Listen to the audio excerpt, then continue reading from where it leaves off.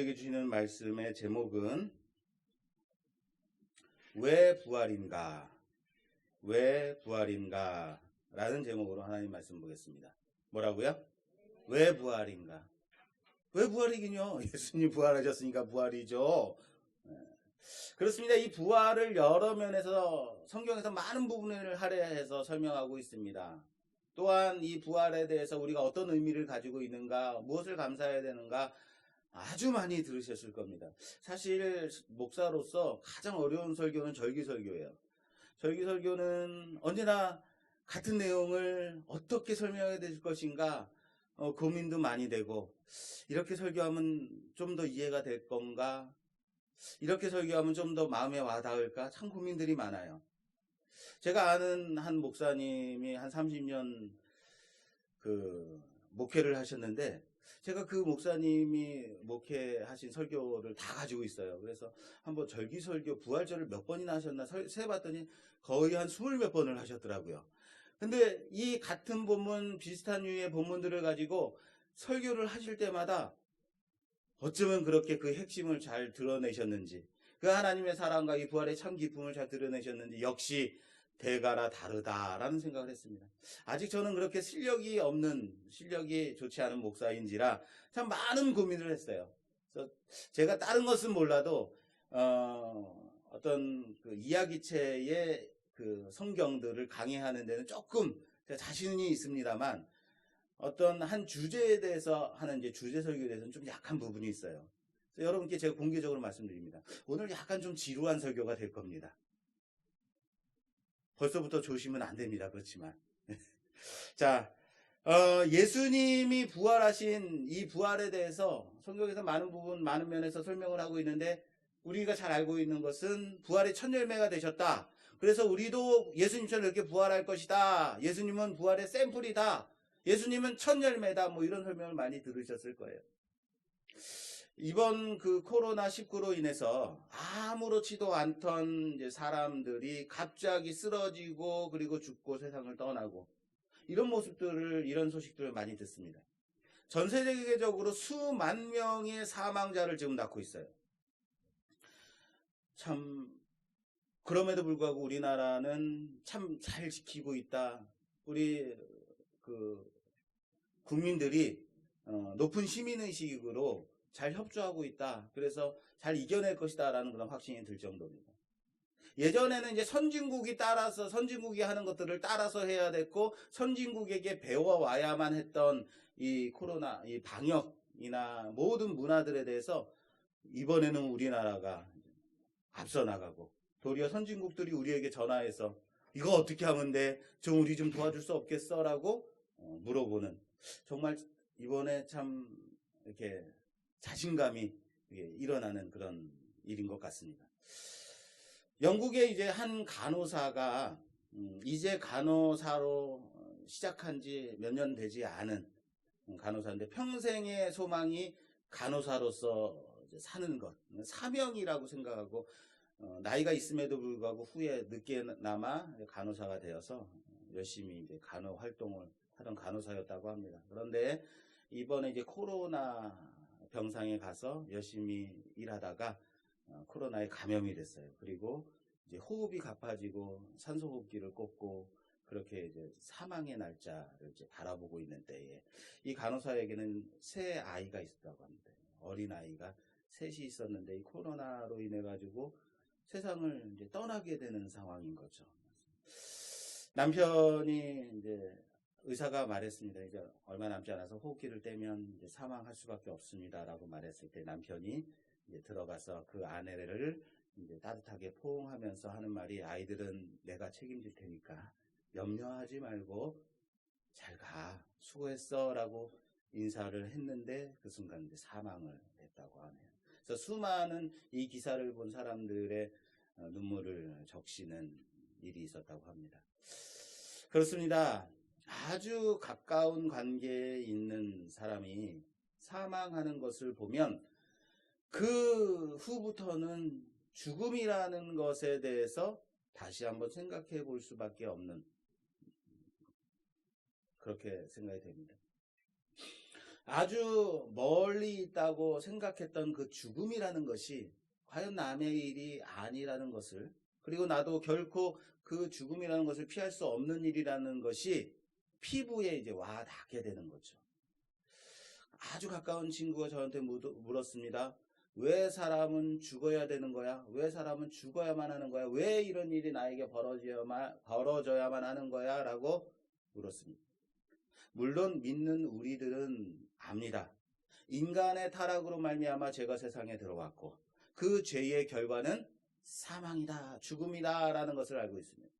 그럼에도 불구하고 왜 이 일이 지금 나에게, 우리에게 일어나야만 하는 건지 너무 불합리하다라고 생각할 수밖에 없는 건 이것을 인정하고 싶지 않은 거죠. 인정할 수 없는 거죠. 왜 이 일이 이렇게, 왜 하나님은 이런 일들을 내버려 두시는 거야? 이해하고 싶지 않은 거죠.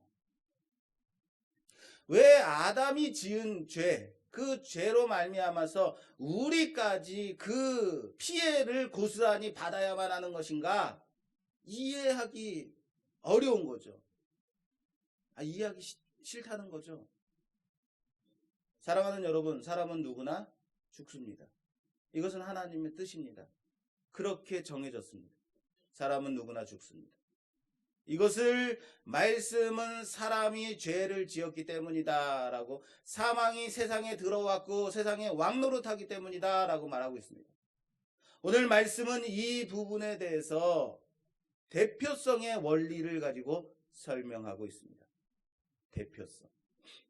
한 사람으로 말미암아 죄가 들어왔고 죄로 인하여서 사망이 왕노릇하게 되었다. 사망이 들어왔다. 그 한 사람이 누구예요? 그 한 사람? 나는 아닌데요. 그 한 사람이 바로 아담입니다. 그렇습니다. 창세기에서 우리가 봤듯이 아담은 선악을 알게 하는 나무의 열매를 따먹지 말라는 하나님의 그 말씀에 불순종하여 따먹습니다. 죄를 범하게 된 겁니다. 그래서 죄인이 됐습니다. 죄를 범했으니까 죄인. 범법한 자 죄인입니다. 아담은 죄를 지어서 죄인이 되었습니다. 그렇죠? 아담이 선악을 알게 하는 나무의 열매를 따먹지 말라고 한 하나님의 말씀에 불순종해서 따먹었으니까 아담은 죄인이다라는 거예요. 그런데 그 다음부터는 뭐예요? 그 다음에 온 사람들은 선악과 나무를 따먹지 않았는데, 우리가 절대 선악과 나무를 따먹은 적이 없는데, 우리가 그런 죄를 짓지 않았음에도 불구하고 우리를 뭐라고 하냐면, 사람을 뭐라고 하냐면 누구나 죄인이라고 그래요. 왜요? 오늘 로마서 본문 말씀에 또 이런 말씀이 있습니다. 일반적으로 죄는 법을 위배했을 때, 법을 범하였을 때 죄라고 합니다. 다시 말해서 범법, 죄를 범했다라는 이 범법은 무엇이 있어야만 범법이 가능해지는 거예요? 법이 있어야지만, 법을 범했다 그래서 법을 범해야지만 죄가 되는 거예요. 그런데 여러분, 이스라엘에게 법은 언제 생겼냐면 모세 때 생겼어요. 모세 때 시내산에서 하나님께서 이스라엘 모든 민족에게, 이스라엘에게 율법을 주셨어요. 시내산에서 율법을 처음으로 주셨는데, 그럼에도 불구하고 모세 전부터 살아왔던 모든 사람들은 그러면 율법이 없었어요. 법이 없었어요. 그럼 법을 범한 것이다? 아니다? 법을 범한 것이 아니죠. 법이 없었으니까. 그런데 모세 때 율법이 주어졌는데, 모세 전까지는 법이 없었음에도 불구하고 그럼에도 죄인이다라고 말하고 있어요. 아니, 법을 범한 적이 없는데 어떻게 죄가 성립합니까? 이것은 죄를 범했다, 법을 범했다라의 문제가 아니라 사망이 이전부터 왕노릇하고 있었다. 아담 이후로부터 사망이 이 세상에 있었다, 왕노릇하고 있었다, 다스리고 있었다라고 말하는 거예요. 법이 생기면서 범법이 된 것이 아니라 죄인이, 아담이 죄를 지어서 그 다음부터 모든 사람이 범죄자가 되었다라고 말하고 있습니다.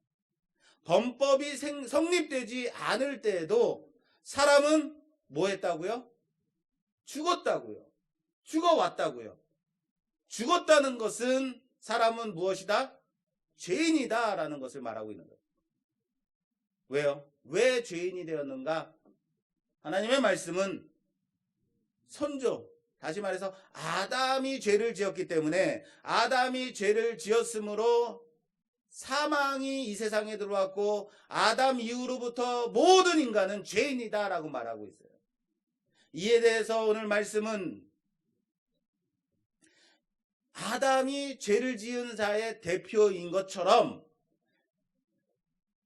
예수님께서 아담으로 말미암아 모든 사람이 죄인이 된 것처럼 예수와 아담을 대표로 비교하면서 설명하고 있습니다. 아담은 자신이 죄를 지어서 죄인이 되었다. 그러나 아담 이후로는 그런 죄를 짓지 않았음에도 불구하고 죄인이다. 그것은 죄를 지었기 때문에 죄인이 아니라 죄인으로 태어났기 때문에 죄인이다 라고 말하고 있어요.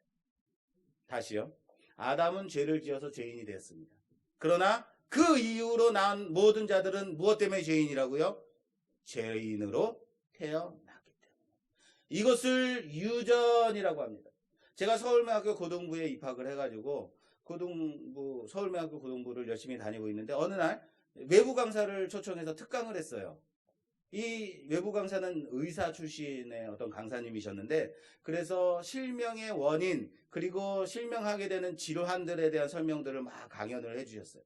그리고 강연을 이제 마무리하고 질문을 받겠습니다 그랬는데, 모든 학생들이 하나같이 하는 질문이 뭐냐면, 이 강의에 대한 질문이 아니고, 선생님, 저는요 시신경 위축인데 제 자녀가 시신경 위축에 걸리겠습니까? 유전이 되겠습니까? 라는 질문. 선생님, 저는 녹내장으로 실명했는데요, 녹내장이면 내 아들도 실명할까요? 녹내장 걸릴까요? 선생님이 대답해요. 아니요, 이런 질문은 큰 의미가 없는 질문이에요. 다른 질문이요. 그래도 다른 학생이 또 손 들더니, 선생님, 저는 이런 건데 이렇게 또 아이가 어떻게 유전이 되겠습니까? 이런 것만 물어보고 있는 거예요. 결론적으로 선생님 말씀하세요. 유전이 될지 안 될지는 아무도 모릅니다. 그런데 유전의 가능성은 누구에게나 열려 있습니다 라고 그냥 마무리하고 끝내버리더라고요. 그렇습니다. 인간은 죄인으로 났기 때문에 죄인인 겁니다. 자, 따라 씁시다. 인간은 죄인으로 났기 때문에 죄인이다. 아담은 오실자의 상징이라고 말하고 있어요. 무슨 상징이요? 대표자라고요. 대표자로서의 상징을 가지고 있는 자라고요. 아담이요. 대표 원리라고 합니다. 아담 때문에 아담 이후로는 모든 인간이 죄인으로서 태어날 수밖에 없는 그 대표성을 설명하고 있는 자가 아담이에요. 그리고 이 대표성의 원리는 예수로 인하여서 모든 믿는 자가 의인이 된다라는 것을 설명해 주는 원리예요. 아담으로 인해서 모든 자가 죄인이 되었듯이 예수로 인해서 모든 자가 의인이 된다. 할렐루야. 믿으십니까? 이 말씀을 고린도전서 15장 45절 이하에는 이렇게 말씀하고 있습니다. 기록된 바 첫사람 아담은 생명이 되었다 함과 같이 마지막 아담은 살려주는 영이 되었나니. 첫사람 아담은 어떤 영이라고요? 생명, 살아있는 영. 그리고 마지막 아담, 둘째 아담은 예수님은 살려주는 영이라고 말하고 있어요. 그리고 이어서 이렇게 말씀하고 있습니다. 그러나 먼저는 신령한 사람이 아니요 육의 사람이요 그 다음에 신령한 사람이니라. 첫사람은 땅에서 났으니 흙에 속한 자이거니와 둘째 사람은 하늘에서 났느니라. 무릇 흙에 속한 자들은 저 흙에 속한 자와 같고 무릇 하늘에 속한 자들은 저 하늘에 속한 자와 같으니 우리가 흙에 속한 자의 형상을 입은 것 같이 또한 하늘에 속한 이의 형상을 입으리라. 할렐루야. 첫사람 아담은 어디서 났다고요? 땅에서 났다고요. 흙에 속한 자라고요. 둘째 사람 아담은 어디서 났다고요? 하늘에서 났다고요. 하늘에 속한 자라고요. 근데 이 첫사람 아담은 영인데 무슨 영이냐면 생명, 살아있는 영이라고 말하고 있고, 마지막 아담인 예수님은 살리는 영이다라고 말하고 있다는 사실을 믿으시길 바랍니다. 아담은 살아있는 영이지만 그 안에 있는 영이 그 안에 있는 존재, 살아있는 영이 그 안에 있는 존재입니다. 그러나 그의 범죄로 말미암아서 하나님과의 관계가 끊겨짐으로 말미암아 생명을 전달하는 자가 아니라 사망에 지배받는 그런 존재가 되었다는 겁니다.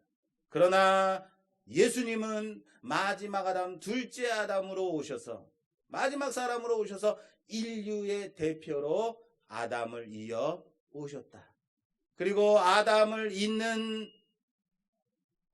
이어 예수가 아담을 닮은 자로 이 땅에 태어나셔서 아담으로서 십자가에 못 박혀 죽었다라는 거예요. 그리고 이젠 다시 살아나셔서 산 영이 아니라 이제는 살리는 영으로 둘째 아담이 되셨다라는 사실을 믿으시기 바랍니다.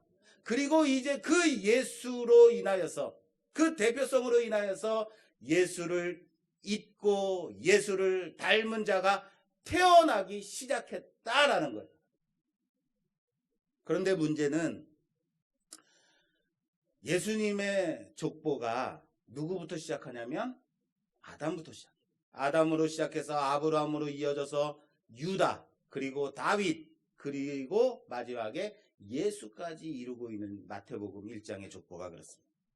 예수가 살리는 영으로 대표성을 가지고 오셨는데 왜 첫 족보, 아담의 족보, 죽음이 지배하는 족보로 오셔야만 했는가? 그러면 다 죽는 것 아니냐라고 생각할 수 있다는 거예요. 이는 아담으로 이어진 사망의 족보, 그 죽음의 족보를 마감하기 위해서 그 죽음의 족보 안에 오셨다는 사실을 믿으시길 바랍니다. 다시요.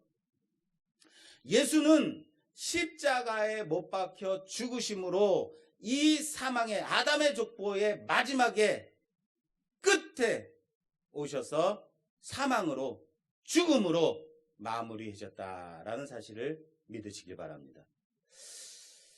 자이언트 팬더라는 팬더가 있어요. 이 팬더는 전 세계적으로 한 1000마리 정도밖에 지금 남지 않다고 합니다. 한 10년 동안 암컷과 수컷을 저 뉴질랜드에서 계속 동물원에서 사육을 했는데 둘이서 짝짓기를 하지 않는 거예요. 1000마리밖에, 전 세계에 1000마리밖에 남지 않았으니까 얼마나 귀해요. 그래서 번식을 했으면 좋겠는데 10년 동안 그렇게 둘이서 암수가 친하게 지냄에도 불구하고 짝짓기를 하지 않으니까 번식이 안 돼요. 야, 이거 인공수정을 해야 되나 말아야 되나 막 고민하고 있었어요. 해 말어 하고 있는데 이번에 코로나가 터진 거죠. 그리고 동물원에 사람들이 오지 못하게 됐어요. 그랬더니 둘이서 눈이 맞아서 짝짓기를 시작한 거죠. 그리고 이제 얼마 후면 예쁜 아가 팬더를 보게 될 거다. 그거죠. 사람들이 자꾸 와서 보고 막 사람들이 말 시키고 그러니까 둘이서 사랑을 나눌 수가 없는 거예요. 근데 조용해지니까 짝짓기를 하는 거예요. 그런데 이 1000마리가 남지 않은 자이언트 펭귄이, 그 마지막 펭귄이 아니죠. 팬더가 죽으면 어떻게 돼요? 더 이상 자이언트 팬더는 볼 수가 없게 멸망되는 거죠. 멸종하게 되는 거죠. 그러면은 자이언트 팬더는 끝인 거예요. 무슨 말인지 아시겠습니까? 죄를 지은 아담의 후손이 죄인으로 계속 태어나고 있는 거예요. 이 죄인으로 계속 태어나는 이 인간의 사망의 족보를 예수님이 아담의 족보의 마지막에 오셔서, 그 예수님이 아담의 족보 끝자락에 오셔서 자기 자신이 죽으심으로 말미암아 사망의 족보를 끊으셨다라는 사실. 그래서 말씀은 둘째 아담으로 오셔서 그 사망의 족보를 끊으시고 새로운 대표로서 새로운 인류를 시작하셨다라고 말씀하고 있다는 사실을 믿으시길 바랍니다. 새로운 인류를 시작하셨다는 거예요. 그래서 예수로 시작되는 새로운 족보가 이 부활의 아침에 시작이 되었다는 사실을 믿으시길 바랍니다. 그러므로 우리는 아담의 후손이 아닙니다. 뭐라고요? 우리는 아담의 후손이 아니에요. 우리는 예수의 후손이라는 사실을 믿으시길 바랍니다. 우리는 예수의 족보를 이어가는 자들이에요. 이 족보는 믿음으로 말미암아 이어갈 수 있는 족보라는 사실을 믿으시길 바랍니다. 이것이 구원입니다. 이것이 부활의 의미입니다. 여러분, 창세기 13장에 보면 하나님의 아브라함을 부르셔서 아브라함에게 야 봐라, 이 땅의 티끌보다 더 많은 자손을 너에게 주겠다라고 언약하셔요. 만약 사람이 땅의 티끌을 셀 수 있다면 내 자손도 세리라. 이 말씀의 뜻은 뭐예요? 사람은 티끌, 이 땅의 티끌을 셀 수 있다 없다? 없다. 그러니까 내 자손도 셀 수 없다라고 말씀하시는 거예요. 그만큼 수많은 자손을 주시겠대요. 그런데 여기서 자손이라고 하는 단어를 복수가 아니라 단수를 사용했어요. 자손들이라고 하지 않고 자손이라고 사용하고 있어요.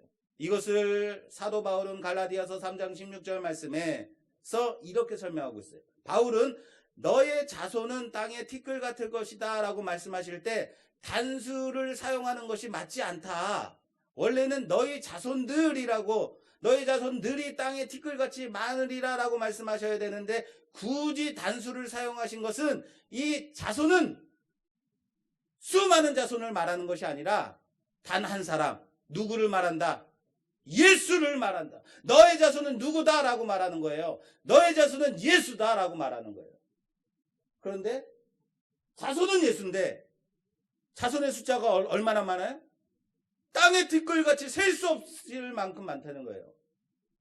하나님은 아브라함에게 내 자손이 예수다. 그리고 예수로 시작되는 새로운 족보를 따라서 그 예수로 시작된 자손들은 땅의 티끌같이 셀 수 없는 수많은 믿음의 자손들이 믿음을 따라 나올 것이다 라고 말씀하고 있다는 사실을 믿으시기 바랍니다. 믿음을 잇는 수많은 구원받은 백성은 복수입니다. 수많은 사람들이라고요. 그러나 아브라함을 잇는 자손, 단수 예수인 겁니다. 우리는 내가 잘하면 하나님이 기뻐하시고 내가 실패하면 하나님과 거리가 멀어지고 라고 생각합니다.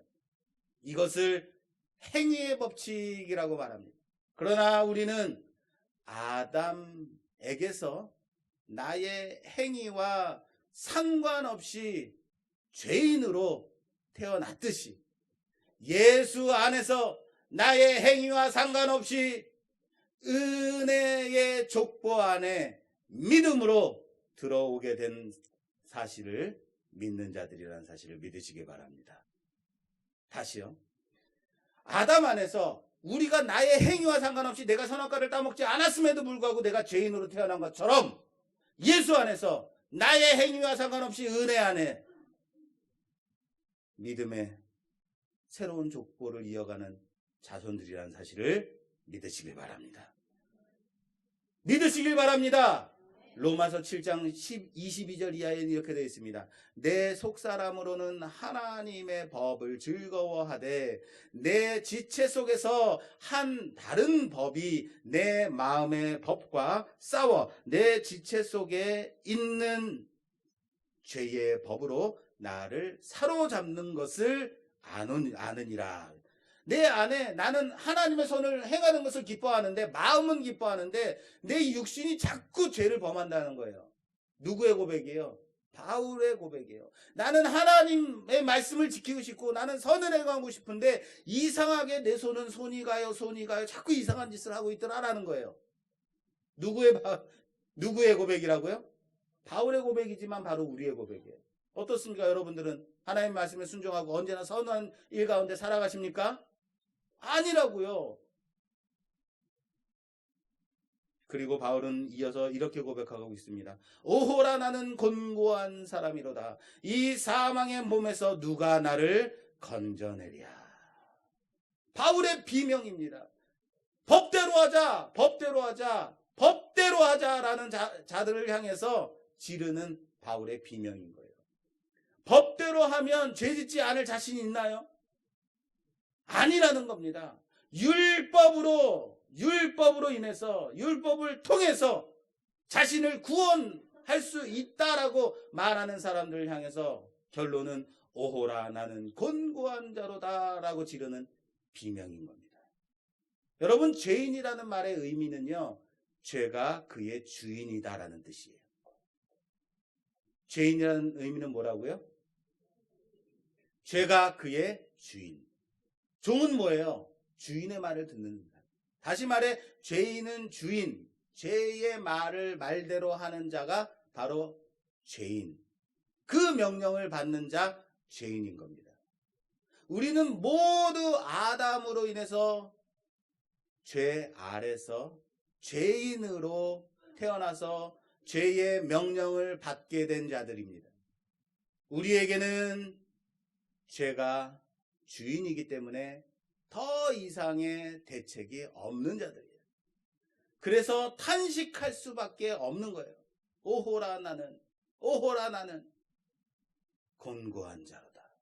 그런데 갑자기 바울이 이어서 말하는 부분이 그 다음 절에 우리 주 예수 그리스도로 말미암아 하나님께 감사하리로다. 그런즉 내 자신이 마음으로는 하나님의 법을, 육신으로는 죄의 법을 섬기노라 라고 말하고 있어요. 무슨 말입니까? 바울이 갑자기 우리 주 예수 그리스도 안에서 하나님께 감사한다 라고 찬양하고 있어요. 어떻게 하면 좋겠냐? 나는 선을 행할 능력이 없다. 나는 선을 행하고 싶은데 나는 맨날 자꾸 악만 행한다. 죄를 짓는다. 육신의 일을 한다. 어떻게 하면 좋냐 하더니 갑자기 그리스도 안에서 찬양을 하는 거예요. 그럼에도 불구하고 마음으로는 하나님의 법을, 육신으로는 사망의 법을 따르고 있더라 라고 말하고 있는 거예요. 하나님 예수 그리스도 안에서 우리가 구원받은 백성, 예수 그리스도의 족보에 들어간 새로운 족보를 쌓아가는 자들이지만 아직 이기지는 못하는 자들이라는 거예요. 선을 원하지만 선을 행하지는 못하더라라는 겁니다. 하나님은 우리를 죄에서 건져내셨습니다. 믿으십니까? 그러나 죄를 이기는 실력은 주시지 않았습니다. 그리고 이 말씀은 다음 장으로 마무리가 됩니다. 8장 1절 말씀에 그러므로 이제 그리스도 예수 안에 있는 자에게는 결코 정죄함이 없나니 이는 그리스도 예수 안에 있는 생명의 성령의 법이 죄와 사망의 법에서 너를 해방하였음이라. 할렐루야. 여러분, 우리가 잘하면 상 받고 우리가 못하면 벌 받고, 이것은 세상의 법입니다. 그런 법이 어디 있어요? 그런 법이 어디 있어요? 죄를 지었으면 벌을 받아야 되는 거죠. 정죄하지 않는다니요. 이런 법이 어디 있어요? 이렇게 결론 짓는다니요. 아니, 이런 법이 어딨냐고요? 라고 말하는 사람들. 어떻게 이룰 수 있냐고요? 여러분, 법적 관계는 남과 남 사이에 적용되는 법이에요. 무슨 말이냐면 잘한 만큼 상 주고 못하면 벌 받는 것이 당연한 거예요. 그런데 이젠 생명의 성령의 법으로 죄와 사망의 법에서 우리를 해방시켜 주셨다라는 사실을 믿으시기 바랍니다. 그러므로 그리스도 안에 있는 자에게는 뭐가 없다고요? 정죄함이 없다고요. 정죄함이 없다고요. 하나님과의 관계가 법적 관계가 아니라 이제는 은혜와 사랑의 관계라는 사실을 믿으시길 바랍니다. 이전까지는 지켜야만 벌받지 않을 수 있었어요. 이전까지는 지켜야만 죽지 않을 수 있었어요. 그러나 이제는 더 이상 죄 있다 하지 않으시겠다는 거예요. 이전까지 우리를 지배하던, 우리에게 영향력을 끼치던 사망의 법이 우리에게 더 이상 적용되지 않는다라는 사실을 믿으시길 바랍니다. 왜요? 새로운 법이 생겼기 때문이에요. 새로운 법이 생겨났기 때문이에요. 이제는 우리의 잘잘못을 따라서 하나님과의 관계가 회복되고 화해되고 하나 되고 그런 관계가 아니라는 겁니다. 옛날과 동일한 죄를 짓는다 할지라도 이제는 죄가 아니라는 겁니다.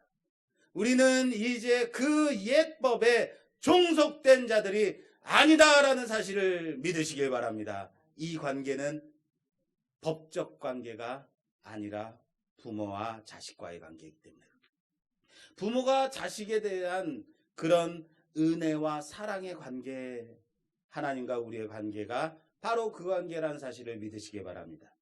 아담에게서 죄가 유전되었듯이 예수 안에 있는 생명이 우리의 구원이요 우리의 생명이 되었다라는 겁니다. 그렇습니다. 예수에게 주어진 예수의 지위와 예수의 권리가 우리에게 상속되고 있다라는 사실을 믿으시기를 주님의 이름으로 축원합니다. 한 사람으로 모든 사람이 죽게 되었습니다. 그리고 그 족보는 마지막 사람인 예수가 죽음으로 그 사망의 족보가 끝나게 되었습니다. 산자들은 새로운 족보에서 태어난 자들입니다. 이제 우리에게는 죽었다가 다시 사신 예수를 위하여 사는 것만이 남아있다는 사실을 믿으시기 바랍니다. 육체대로가 아닙니다. 지금 보이는 이 모습으로 나누거나 우리 자신을 판단하지 마십시오. 예수를 믿는다면서 왜 아직도 그렇게 육체의 일을 하고 그렇게 범죄하며 손가락질 당하며 살아? 그것으로 판단하지 마십시오. 왜요? 아직 우리에게 갈 길이 멀기 때문에 그렇습니다. 우리는 은혜 아래에 있는 자들인 겁니다. 예수 안에 있는 자의 권리와 그 책임을 우리에게 주셨다라는 사실이에요. 우리는 이 은혜로 인하여서 감사로 예수 안에 있는 예수로 인하여서 새로운 책임감을 가지고 당당하게 살아가야 되는 자들이라는 사실을 믿으시기 바랍니다. 사랑하는 여러분, 부활의 아침에 우리는 과연 부활의 이 참된 의미에 대해서 다시 한번 생각해 보고 있는가 점검했으면 좋겠습니다.